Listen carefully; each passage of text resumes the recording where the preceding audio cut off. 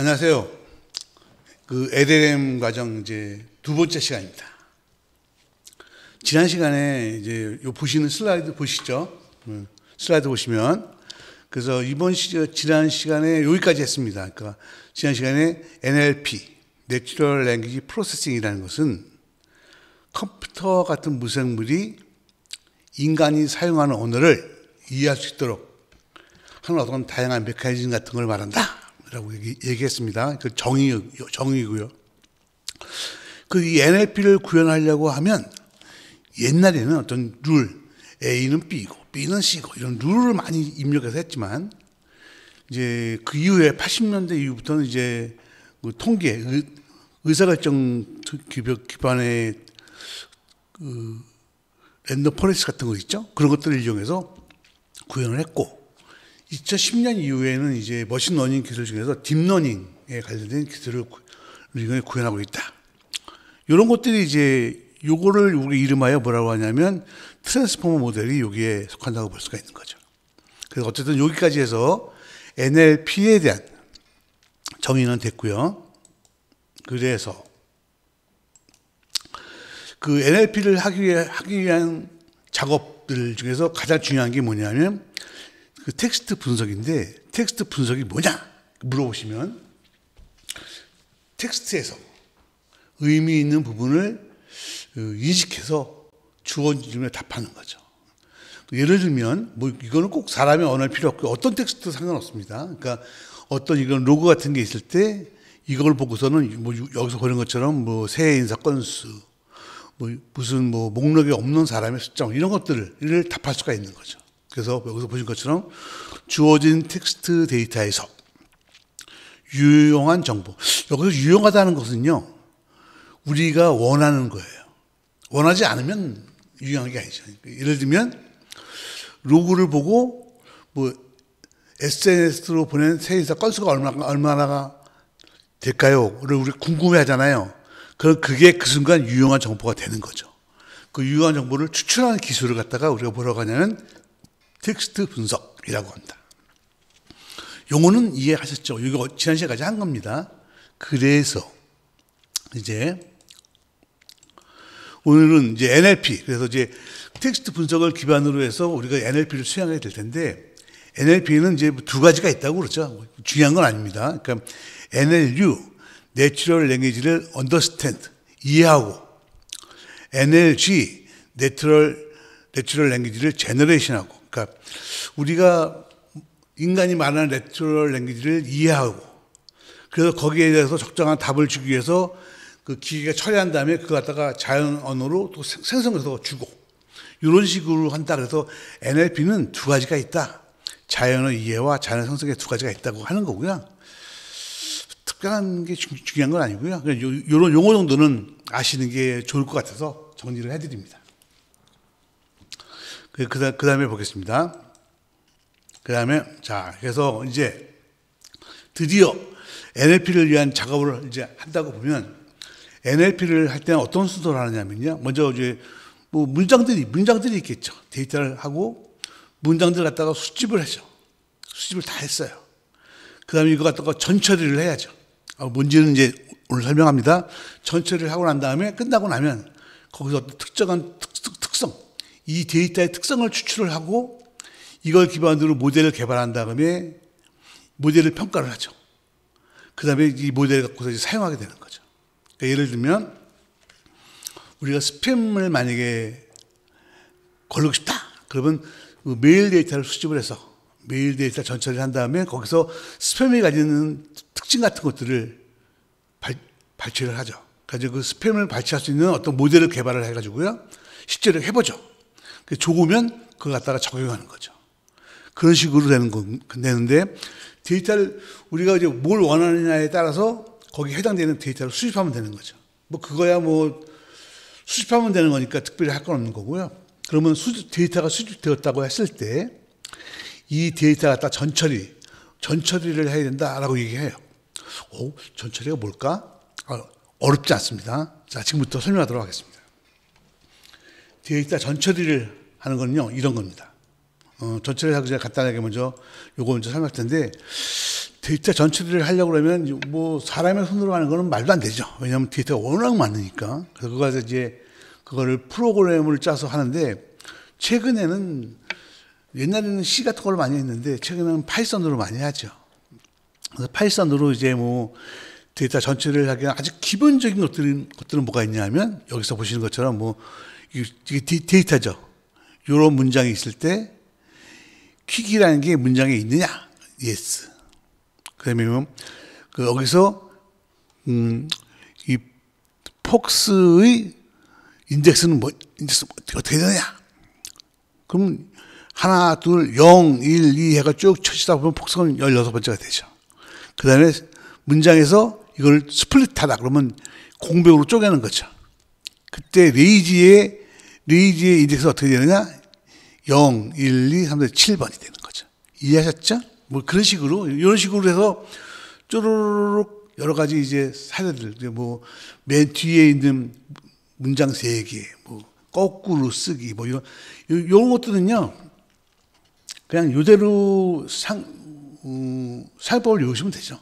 그래서 어쨌든 중요한 건 요 슬라이드 보여드리는 이유는 뭐냐면 주어진 문장에 대해서 단어가 몇 개 있느냐, 그 단어가 몇 번째 있느냐, 문장을 거꾸로 하면 어떻게 되느냐, 문장에서 뭐뭐를 빼서 합치면 어떻게 되느냐, 이런 문장을 조작하는 기능들을 하는 걸 갖다가 우리는 그 데이터 전체 중에 하나라고 볼 수가 있고요. 그거를 하기 위해서 우리가 파이썬을 이용해서 하는 간단한 샘플을 보여드리는 거예요. 그러면 처음에 데이터 전처리를 하려고 그러면 전처리를 하는 것 중에 가장 일반적인 것들이 뭐냐면 문장에 단어가 몇 개가 있느냐, 뭐 어떤 특정한 단어가 몇 번째 있느냐, 뭐 이런 것들 있죠. 그러면 똑같은 단어가 몇 번 나오느냐, 그 단어가 있느냐 없느냐, 뭐 그런 거죠. 그런 것들을 찾아내는 것들이 뭐예요? 데이터 전처리에 들어간다. 그리고 그런 걸 하기 위해서 파이썬 같은 걸 써서 할 수 있고, 물론 딴 것들도 됩니다. 뭐 파이썬만 쓰는 건 절대로 아닌데 최근에 이제 나와 있는 많은 라이브러리들이 파이썬으로 되어 있어서 파이썬을 쓰면 좀 더 간단하고 쉽게 할 수 있다? 뭐 이렇게 볼 수 있을 것 같아요. 어쨌든 그래서 파이썬을 이용해서 간단한 그런 전처리를 하는 예를 한번 보여드렸고요. 요것들은 뭐 여기 보시는 것처럼 여기 제가 만든 요 파일에 있고요. 요거는 나중에 원하시게 되면 메일 보내주시면 보내드리도록 하겠습니다. 그런 게 있고, 그럼 요거는 아주 기본적인 조작이라고 보고요. 실제로 이제 데이터의 의미를 분석하거나 이런 걸 하기 위해서 하는 또 다른 데이터 전처리가 있습니다. 뭔지 간단하게 보여드리도록 하겠습니다. 어마어마하죠? 자, 양은 많지만 요 페이지가 오늘의 마지막 페이지입니다. 자, 자연어 처리를 우리가 인간의 말을 컴퓨터가 알아듣도록 하기 위해서 우리가 뭔가 작업을 해야 되는데 그러려고 하기 위해서 이 문장을 갖다가 뭔가 전처리를 해야 돼요. 그리고 이 앞페이지처럼 어떤 단어가 몇 개 있느냐를 찾는 것도 전처리에 속하지만 또 다른 것도 있습니다. 자, 볼게요. 거기에 뭐가 있느냐면 여기 보시는 것처럼 토크나 포스트태깅, 분용어 쭉 보이시죠? 이런 것들이 다 우리가 그 모은 어떤 텍스트들 있죠? 문장을 대상으로 우리가 작업해야 되는 전체 작업입니다. 요것들을 해준 상태에서 그 다음에 이제 여러 가지 작업을 거쳐서 컴퓨터가 이해할 수 있도록 그 모양을 만들어 가는 거죠. 그러니까 이 전처리 작업은 여기서 말하는 여기 나오는 요 전처리 작업들은요, 무엇을 하시던 반드시 수행되어야 하는 작업입니다. 그래서 최근에 이거를 하려고 하면 뭐 이걸 여러분이 따로 하실 일은 않고요. 워낙 많이 쓰이는 거기 때문에 그냥 라이브러리처럼 되어 있어서 그 라이브러리를 부르기만 하면 이게 작업이 수행되니까 특별히 모르실 텐데요. 오늘은 수업이니까. 그럼 그때 그 라이브러리를 불러서 전처리를 할 때 그 라이브러리가 무슨 작업을 하느냐 이거죠. 그걸 갖다 간단하게 설명을 드리도록 하겠습니다. 제일 처음에 하는 게 뭐냐면요, 토크나입니다. 토크나는 뭐냐면요, 우리가 그 모은 문장 있잖아요. 텍스트들 문장들 많잖아요. 문장을 갖다가 그 구성 단위로 나누는 거예요. 단어별로 쭉 나누는 거예요. 그러니까 예를 들면 나는 너를 사랑해. 너를 사랑해. 이렇게 나누는 거예요. 그걸 뭐라냐면 토코나라고 해요. 그러니까 문장을 갖다가 구성 단위별로 쭉 나누는 거예요. 이해하셨죠? 어렵지 않죠? 자, 나눴어요. 구성 단위로 딱 나눈 다음에 그 다음에 뭐를 하냐면 이 구성 단위로 나오는 요 단어들 있죠. 구성 단위를 구성하는 요 단어들을 갖다가 각 품사별로 다 분류하는 거예요. 그러니까 그거 갖다가 이렇게 인덱스로 만드는 거예요. 예를 들면 I는 주어 뭐 이런 식으로 몇 개 만들고 쫙 분류해 놓는 거예요. 그걸 우리가 뭐라고 하냐면 포스 태깅이라고 합니다. 그러니까 포스, parts of speech라고 하죠. 포스 태깅이라고 합니다. 그러니까 우리가 그 인간의 문장을 갖다가 기계한테 이해시키기 위해서 우리가 모은 문장에 대해서 무슨 사전 작업을 할 필요가 있는데 그 사전 작업 중에 하나가 토크나 단어별로 다 쪼개고 그 다음에 쪼개진 걸 갖다가 이거는 주어다, 동사다, 서술어다 이렇게 짜글져서 다 묶어놓는 걸까지가 포스태깅입니다. 이해하셨죠? 토크나하고 포스태깅을 해줍니다. 이거 요즘은 이제 이런 것들을 따로따로 하지 않고요. 전에 말씀드린 것처럼 라이브러리 하나만 콜하면 다 쭉 되기 때문에 잘 모르시지만 실제로 이걸 하고 있는 겁니다. 그 다음에 뭐를 하냐면요. 쓸데없는 말을 제거하는 겁니다. 이걸 스톱 워드라고 합니다. 예를 들면 문장의 의미에 영향을 미치지 않는 그런 걸 제거하는 건데 영어로 보면 on, 더 뭐 이런 것들이죠. 우리로 하나 뭐 이런 것들이죠. 이런 것들. 그러니까 우리가 만든 것 중에서 어떤 의미 전달에 쓰이지 아니하고 어떤 쓰지 아니하는 그런 불용어들. 완전한 불용어는 아니지만 의미에 영향을 미치지 않는 것들. 여기서 보면 의미에 영향을 미치지 않는 것을 제거하는 거죠. 이거를 제거하는 작업을 불용어라고 하고요. 이거는 실제로 보면 영어, 나라별로 불용어에 대한 리스트가 다 있어가지고요. 그걸 쫙 빼내는 역할을 하도록 만들어져 있습니다. 그래서 요거는 이미 작업이 다 되어 있습니다. 그래서 한국말에서는 어떤 게 불용어다, 는, 다, 거하고 이런 거 다 불용어입니다. 그걸 제거하도록 되어 있고요. 영어에서는 on, 더 이런 것도 다 불용어입니다. 그래서 요걸 불용어를 그러니까 토크나를 시키고 그다음에 품사를 정한 다음에 불용어를 빼버리는 거죠. 그러고 났죠? 그런 다음에 어떻게 하냐면 남아있는 것들을 갖다가 정규화를 합니다. 텍스트 정규화라고 하는데 이건 무슨 뜻이냐면요. 남아있는 단어들 갖다가 표준 형식으로 바꾸는 겁니다. 예를 들어 볼게요. 문장에서 보면 does, doing 뭐 이런 식으로 쓰일 수 있잖아요. 그죠? 문장에 따라서 주어가 뭐냐에 따라서 또 진행형이냐에 따라서 그래도 이거 갖다 다 do라고 바꿔주는 겁니다. 또는 문장에서 UK 그러면 이건 영국이잖아요. 그럼 United Kingdom으로 바꿔주는 겁니다. US, United States로 바꿔주는 겁니다. 그러니까 무슨 얘기가 되시니까 문장마다 쓰이는 어떤 것 중에서 어떤 특정한 단어들은 표준 형태로 다 바꿔주는 겁니다. 그러니까 이거 갖다가 만약에 안 바꿔주게 되면 UK가 United Kingdom을 의미하는 것인지 UK라는 별도가 있는 것인지를 식별할 방법이 없기 때문에 그거를 변환해주는 작업을 해야 되는데 그걸 뭐라고 하냐면 텍스트 정규화라고 합니다. 그러니까 다른 거 모르겠고요. 용어의 의미만 아시면 좋겠어요. 지금 오늘은 여러분들이 하시는 이런 것들은요, 이제 요즘은 하도 많이 쓰여서 다 시스템화 되어 있어서 의미만 아시면 됩니다. 그러니까 보시는 것처럼 토크나에서 품사를 만들어 놓고, 그래서 쓸데없는 단어 제거한 다음에 그 쓸모있는 단어만 남았을 때 쓸모있는 단어를 갖다가 표준 형태로 다 바꿔주는 겁니다. 이렇게. 이해하셨죠? 이런 작업들이 이제 컴퓨터한테 우리가 의미 전달하기 위해서 필요한 것들이고요. 그 다음에 철자 수정도 있습니다. 이해하셨죠? 철자.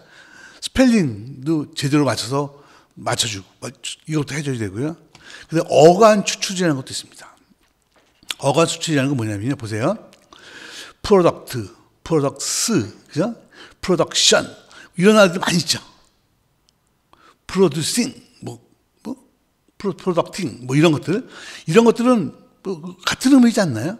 물론 미미한 차이는 있지만, 그런 건 나중에 추론해서 보완할 수 있으니까. 어쨌든 단어로 볼 때 이건 같은 의미를 가진 단어다라고 보는 거죠. 이런 것들은 기본 단어로 바꿔주는 겁니다. 이거를 뭐라고 하냐면 어간 추출이라고 합니다. 그러니까 어간 추출은 잘 보시면 텍스트 정교화는 약간 다르죠. 무슨 말인지 이해가 되시죠? 이건 어간 추출은 요거를 대표하는 그 어간을 뽑아내는 거고요. 텍스트 정교화는 표준형으로 바꿔주는 거니까 약간 다르죠? 네. 그 차이점은 여러분이 이해하시면 됩니다.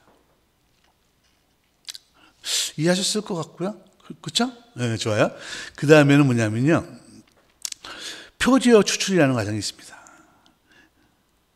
표지어 추출은요, 보통 어간 추출할 때, 여기서 보면 이런 것도 갖다가 만약에 프로토라는 걸 바꿨을 때 단어가 뭐 이상하게 변환되는 경우가 발생할 수 있습니다. 꽤 많이 발생하고요. 그럴 때 이거 갖다가 기본형으로 다시 바꿔주는. 그러니까 어간을 추출하는 과정에서 잘못된 것들을 갖다가 잡아내서 다시 표준으로 바꿔주는 과정을 표지어 추출이다. 이렇게 말을 한다. 이렇게 볼 수 있습니다. 그러니까 사실 뭐 한 번에 수행되는 거라고 볼 수가 있는 거죠. 근데 이제 우리가 이제 공부하는 입장에서 보면 하는 역할이 다르니까 분류를 해놓는 겁니다. 그 다음에 NER, 개체명이라는 게 있는데요. 개체명이라는 건 뭐냐면요. 우리가 모아놓은 그 문장 속에서 보면 특수한 단어가 있습니다. 예를 들면 종로, 목동, 뭐 이런 거 있죠. 사직동, 뭐 이런 것들은 그냥 동사는 아니잖아요. 그냥 어떤 개체에 대한 명이잖아요. 그러니까 예를 들면 종로라는 어떤 동네에 대한 이름이잖아요. 이건 단어는 아니죠. 그러니까 그 개체명이라고 하거든요. 그런 개체명은 일반적으로 사전이 없잖아요. 유명한 건 있겠지만, 만약에 특수하게 뭐 예를 들면 신도시에 무슨 어떤 동네 하나 생겼다. 그러다 말동동이라고 한다. 그러면 말동동이라는 단어는 국어 사전이 없을 거잖아요. 그걸 개체명이라고 합니다. 그래서 이 개체명을 식별하고 그걸 매칭시켜야죠. 그런 과정을 거쳐야 됩니다. 왜냐하면 이렇게 해야 우리 문장에서 사람들이 종로에 모였다라고 할 때 종로라는 것이 이게 특정한 지역명이라는 걸 갖다가 컴퓨터 인식해야 되기 때문에요. 그 개체명으로 인식을 시켜줘야 됩니다. 이해하셨죠? 그래서 이런 것들은요. 이미 우리나라 같은 경우에는 제가 성함은 잊어버렸는데 몇몇 분들이 고생을 하셔서 여기 보면 뭐 불용어, 그다음에 어간, 뭐 표제어, 개체명 이런 것들을 다 DB처럼 만들어 놔가지고 실제 우리는 갖다 쓰기만 하면 됩니다. 근데 이제 그 고생하신 분들이 많이 있죠. 이제 우리 영어도 있고 누군가 한 명은 고생하면 되는 거고요. 근데 그분들이 고생을 해서 만들어 놓은 것도 있고 최근에는 요런 작업들이 되게 중요하기 때문에 이런 것들을 갖다가 예를 들면 구글이면 구글, 뭐 아니면 뭐 X면 X 그런 미국의 어마어마한 큰 회사들은요 자기 나름대로 요걸 만들어 버립니다. 자기 나름대로. 그래서 요거 갖고서도 또 자기네 어떤 시스템의 퍼포먼스를 높이는 좀 딴 데랑 차별화시키는 어떤 요소로서 사용되기도 한다. 이렇게 볼 수가 있습니다. 그 다음 또 하나가 있냐면 단어의 중의성. 똑같은 단어인데 다른 의미를 가지는 경우가 있죠. 뭐 예를 들면 파리 그러면 또 날아다니는 파리인지 프랑스의 파리인지 모르잖아요. 그런 두 개 이상의 단어가 다른 의미를 가지는 경우에 그런 것들을 해결할 수 있도록 단어의 중의성을 갖다가 처리를 해줘야 됩니다. 마지막으로 문장의 경계. 우리가 어떤 문장의 끝인지 아닌지를 문장의 경계를 갖다가 다 인식할 수 있도록. 여기가 문장의 끝이다. 이거 새로운 문장의 시작이다라는 거 해서 마침표 외에도 뭐 느낌표로도 끝날 수도 있고 그렇잖아요. 그러니까 그런 것들도 다 해야 됩니다. 그래서 지금 보시는 것처럼 자 보겠습니다. 자연어 처리라는 것은 인간이 우리 만든 문장 같은 것들을 기계가 인식할 수 있도록 만들어 주는 걸 말하는데 기계가 인식하도록 하려고 하면 인간이 만든 문장 같은 거를 뭔가 좀 그냥 하면 인간이 만든 문장도 너무 복잡합니다. 그래서 그걸 뭔가 표준화시킬 필요가 있습니다. 그래서 만들어낸 것이 우리가 말하는 전처리 단계다라고 이름을 붙이고요. 그 전처리 단계에서 하는 것들은 뭐가 있냐면 쪼개기, 덕후나 그다음에 품사로 쪼갠 걸 품사로 나누고 그다음에 불용어를 제거해주고 그 불용어, 그죠? 의미형을 있지 않는. 그 다음에 정규화를 해주고, 그죠?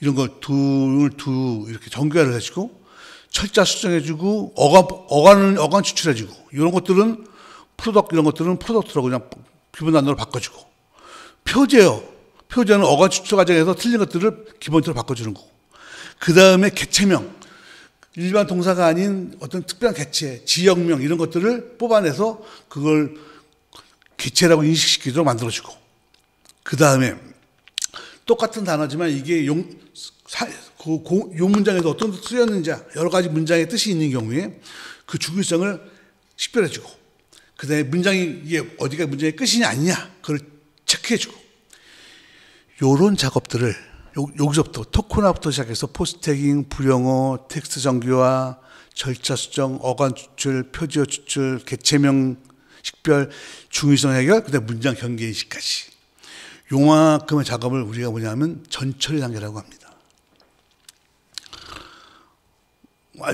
외울 필요 전혀 없고요. 이렇게만 생각하시면 됩니다.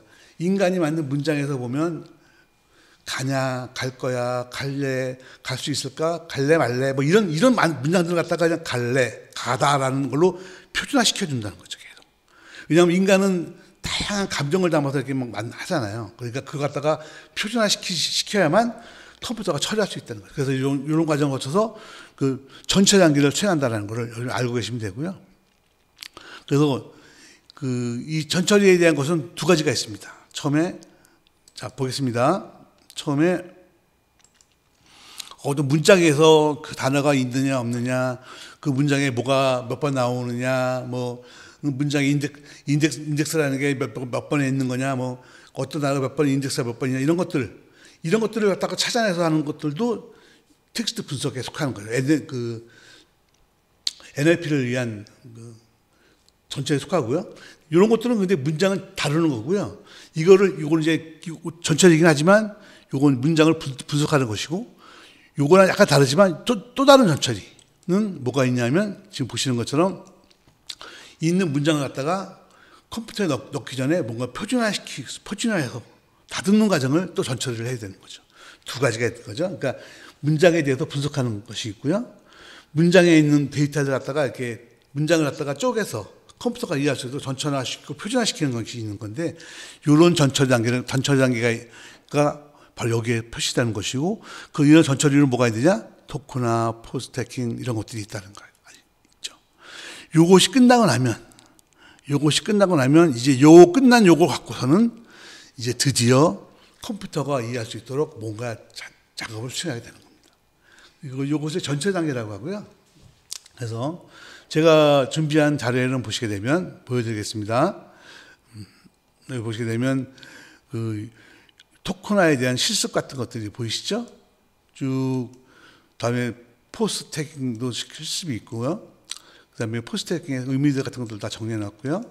그다음에 불용어 하는 것도 다 써요. 이거 돌리시면 다 아시게 되고요. 근데 일반적인 이 강의 목적에서 대충만 알고 싶다는 분들은 이것까지는 안 해보셔도 되고요. 제가 좀 전에 설명드린 그 내용까지만 하시면 되고, 좀 더 자세히 알고 싶은 분들은 요 슬라이드를 보시고요. 요대로 한번 실행해 보시면 됩니다.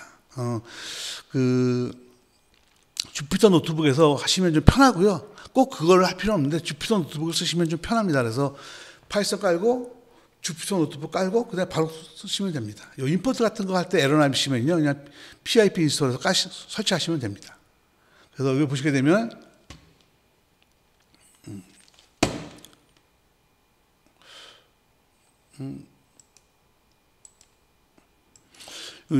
정규화 있고요. 그 다음에 여기 보시게 되면 철자 수정 보이시죠? 그 다음에 어간 추출 보이시죠? 좀 전에 했습니다. 표지어 추출 하는 거. 그 다음에 애니아 개체 식별하는 거. 그 다음에 중복된 단어의 의미를 해결하는 거. 그냥 문장 경계 인식하는 거까지 해서 하시면 되고요. 여기서 보시게 되면, 요 다음에 실습에 보시게 되면, 어떤 특정한 텍스트를 갖다가 읽어온 다음에 토큰을 뽑아내고, 포스하고, 불용어하고, 표지어 추출하고, 문장 경계 인식하고, 뭐, 문장도 출력하고, 이런 작업들을 한 번에 할 수 있도록 한 실습들도 준비가 되어 있습니다. 그래서 이건 한번 해보시면 되는데요. 일반인들은 굳이 하실 필요 없을 것 같고, 여기 보면 좀 뽑아내는 거 보이시죠? 그래서 그래서 실제로 보면 이런 작업들은 거의 배치 작업처럼 추행이 됩니다. 그래서 여러분이 쭉 해보시게 되면 간단하게 해서 한 방에 딱 끝나는 걸 보실 수가 있습니다. 그래서 여기까지 해서 이제 데이터가 수집되었고, 수집된 데이터에 대해서 전처리를 하는 과정에 대해서는 설명을 다 했습니다. 제가 설명드린 것 외에는 없습니다. 그러니까, 이제 우리가 끌고 온 데이터에서 뭔가를 작업하기 전에 전처리를 한다면 무엇을 할까? 앞에 설명한 그런 것들을 하는 거라고 보시면 됩니다. 이해하셨나요? 내용 자체는 어렵지 않으셨을 거고요. 이런 게 있다라는 것 정도만 이해하시면 될 것 같고요. 요거 만약에 실수를 하신다고 하시면 요 슬라이드 있으니까요. 한번 해보셔도 되고, 안 해보셔도 뭐 큰 문제는 없습니다. 그 앞에 그 슬라이드 앞에 있었던 거 있죠? 그것만 이해하시면 될 것 같습니다. 그럼 거기까지 하고요. 다음 시간에 피처를 추출하는 부분에 대해서 한번 설명을 드리도록 하겠습니다. 강의 들으시라고 수고하셨습니다. 감사합니다.